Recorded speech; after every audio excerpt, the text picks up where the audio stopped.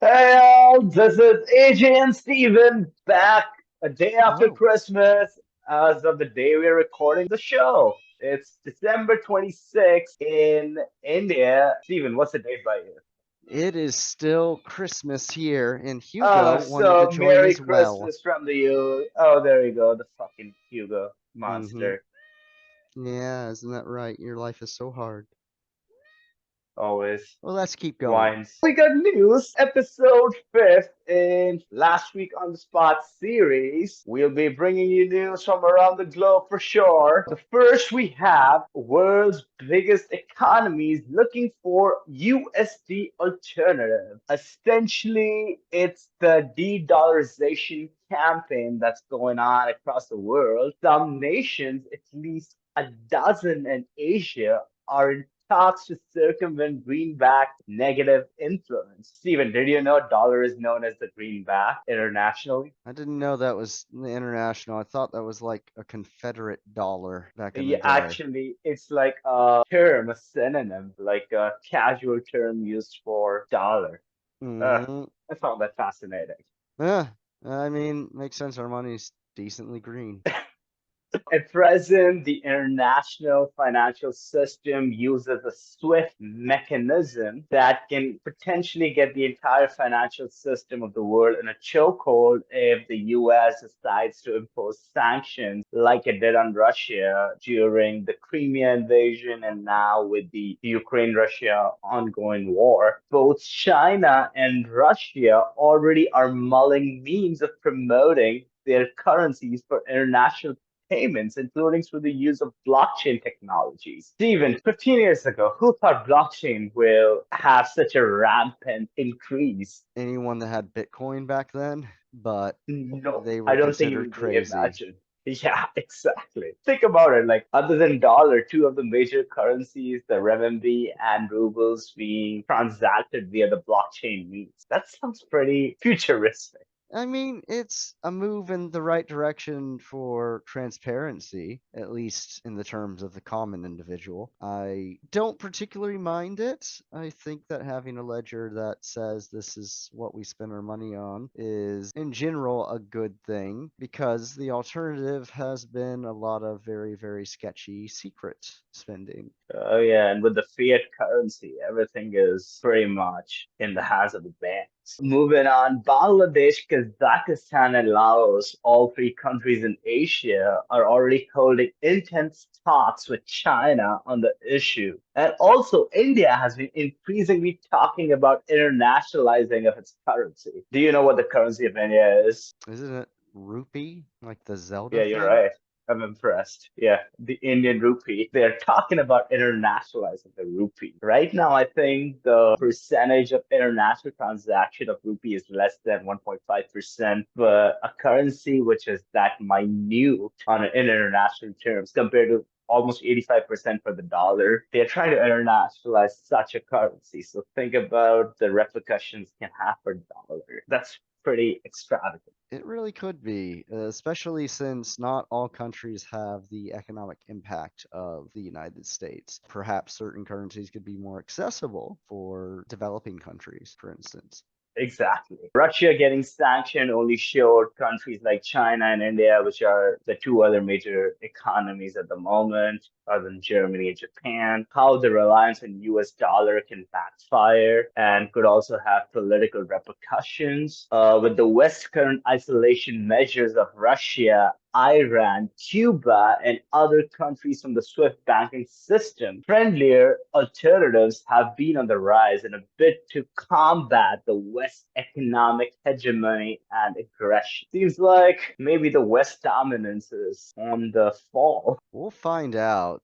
Another dollar, another day. Another dollar, I like that. Russian banks have already issued more than 129 million MIR cards, which are seen as the alternatives for Visa and MasterCard. Oh, When the sanctions hit, Russian banks could not use the Visa and MasterCard, which are the two most dominant internationally accepted cards. These MIR cards are currently accepted in Turkey, Vietnam, Armenia, South Korea Korea, Uzbekistan, Belarus, Kazakhstan, Kyrgyzstan, Tajikistan, South Ossetia, Abkhazia. I don't know two of those countries. Sure. That's a pretty far reach. I'm Yeah. curious if there will be any sanctions against a specific company for working with Russia.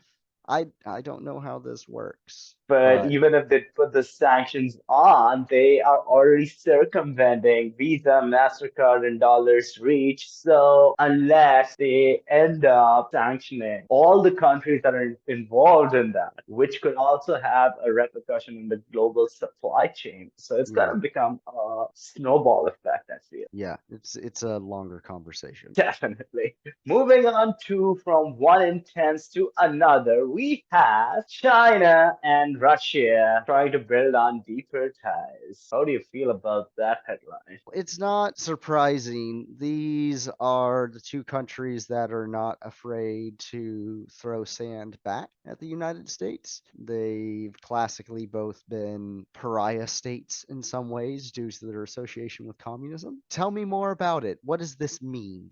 The Chinese foreign minister Wang Yi, I so hope I did not butcher that name, It's okay. defended that what he said was his country's position of impartiality on Ukraine and signaled that in the coming years they'll be looking at a deeper collaboration with Russia. China has rejected United States what they term as the erroneous China policy and pushed back against the Western sanctions, especially on the trade, technology, and human rights. Its refusal to condemn the invasion of Ukraine and join others in imposing sanctions has been seen with a negative eye in both US and Europe, which also fueled the emerging divide with most of the West. In addition, Wang said China would deepen strategic and mutually beneficial cooperation with Russian warships from the two countries. And they have conducted a joint naval exercise in the East China Sea last week. That seems like World War III, baby. I don't know. China is already trying to dominate the South China Sea, and with China and Russia collaborating in the East China Sea with joint military exercise. It's unnerving. I mean, Yeah. in comparison, neither of those navies have anything close to what the United States Navy does. So No other they country do does. need each other to potentially stand up. And that's where I think the unnerving part comes is you have two titans. Who's to say that they can't take down the bigger one? That makes it a little spooky. Indeed, Wang and U.S. Secretary of State Anthony Blinken talked last week. The State Department said that Blinken discussed the need to manage the U.S.-China relationship responsibly, as both these countries are very influential in the global supply chain, and any reduction in trade or any reduction in relation could have substantially negative impact on the supply chain, inflation, all the jazz. Essentially, the US China relation is very important for the current status of global security and economic stability. It makes sense. China has absolutely grown into a superpower over the past few decades. I think for a long time they were discounted, and now they're really showing that they are not to be ignored. That makes sense after spending those decades investing in education and generally making much of the lives of the peoples in cities better, even if human rights are still very much a concern within China. Questionable always. Yes, they're still powerful enough to say that we're going to do it our way. I don't exactly know if there's anything that the US can say back or the rest of the world, both due to our very poor track record of ethical behavior in the United States and the fact Yeah. that no one actually wants World War III. That's bad. That's bad for everyone. There's a term in this article that describes Wang's discussion with Anthony Blinken as unilateral bullying. Yeah, it's pretty much saying, "What up? Come at me." The two bad guys, we're together now. We're holding hands. Anyway, Stephen, over to you. Yeah, so the Pope, he is a thing. So the Pope gave his Urbi et Orbi, which means to the city and the world, where he urged Uh-huh. people to look beyond the shallow holiday glitter and help the homeless, the immigrants, the refugees, the poor, in midst of their seeking of comfort, warmth, and food. He wanted us to see the faces of all those children everywhere in the world who are longing for peace. He did this shortly after sirens were blaring across Ukraine and Kiev was struck by what was said to be a Russian attack that killed 5 people and wounded 35. Pope Francis also requested that there be a resumption of the dialogue between the Israelis and the Palestinians in regards to the Holy Land, as we've seen a lot of the worst violence this year, with at least 150 Palestinians and more than 20 Israelis killed. Some of the worst violence in more than a decade. Dang. He condemned the use of food as a weapon of war and said that the war in Ukraine had put millions at risk of famine, and even mentioning Afghanistan and the countries in the Horn of Africa. He summed this Hmm. all up by saying that our time is experiencing a grave famine of peace. It's But actually a very powerful quote. sure, what are your thoughts on Pope Francis and his popeness? He's one of the least repulsive popes I've ever known about, being very progressive, he's been very outward leaning. I think he's one of the first popes I've not seen who has actually made religion cool. I've never heard him talk about the Catholic Church or anything on international media. He's always talked about causes, always. He was the first one to actually promote the LGBTQI community as well. I actually find this phrase very empowering as well as very powerful in itself, a famine of peace. Because even though the entire world is focused on the Russia-Ukraine invasion, there are so many other unrest going on throughout the world. There is unrest in Peru, unrest in most of Central America, unrest in Myanmar. People are suffering it. In the midst of that, that's a very powerful statement. Especially this time of year when it can be so full of both rampant consumption and consumerism. It's also one of the saddest times of year for many people who are either living without or living very lonely lives. It's good to have a pope that's not just giving another sermon. I hope that we True. see more good from Mr. Francis. Indeed. The next item we have here is for Haiti. The UN is requesting support internationally for Haiti, who is very much struggling. The UN Deputy Secretary General Amina Mohammed said that now is not the time for the world to turn away from Haiti, which I wonder if we've ever really turned towards them. Haiti has been paralyzed by gang violence, which has fueled the resurgence of cholera. 20,000 people right now are facing famine like conditions in Haiti, which Dang. is an absurd number. This Especially has for the size of the country of Haiti. it's so small, and Yes. we want to understand just beautiful people trying to live their life. This has sparked massive displacement, disrupted education for thousands of children. Gangs are using killings and rapes to subjugate entire communities. Ms. Muhammad had a very salient comment saying that there are many crises around the world, but very few, if any, test our commitment and our values like the one we're witnessing in Haiti. It's time to step up and turn the current crisis into an opportunity for Haiti to bounce back stronger. So really kind of asking all the big countries to put their money where their mouth is. We all like to talk a big game about being free and fair and charitable, but when we're not actually looking after our neighbor, as many of the Christian countries would like to say we're taught to do, it's hard to argue that we are living up to our own standards. I mean, when has the powerful countries ever put the money where their mouth is? When everything has been about the global dominance, trade dominance, making rich richer, it's the people who suffer at the end of the day. 280 people were murdered in Haiti last month, Uh, highest on record. yeah, Kidnappings this year have exceeded 1,200, or double last year, which is just insane. The Haitian National Police are continuing to be very under resourced and funded. They're insufficiently equipped. They have less than 13,000 personnel, less than 9,000 available active duty officers, where they've had some effective operations against gangs. Keeping that successful is pretty difficult when you don't have a specialized task force or enough people working on this. That's where they've asked for help. They've also have been working on things from a political standpoint. They've introduced a council resolution that establishes sanctions that targets gang leaders and their backers, which is a crucial tool in combating corruption and impunity. Civil groups have developed a national consensus document, which includes steps for moving towards elections within an 18-month time frame.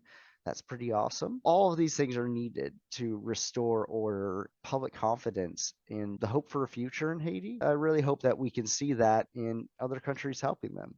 What do you think, AJ? I mean, I can only hope. The thing in Haiti is not new. We know so much gang violence. It is not a recent crisis. It has been going on for decades. It's just that now the awareness is there more. I feel with the awareness people have now, a lot more can be done, Sure. but I don't think it's gonna materialize at the rate that it needs to. Yeah, and that's the But shame, yeah, especially just looking at the past few years, Haiti's taken a beating with hurricanes alone. Looking at that alongside all these civil unrest, things that could have been fixed a long time ago if other countries actually tried to help.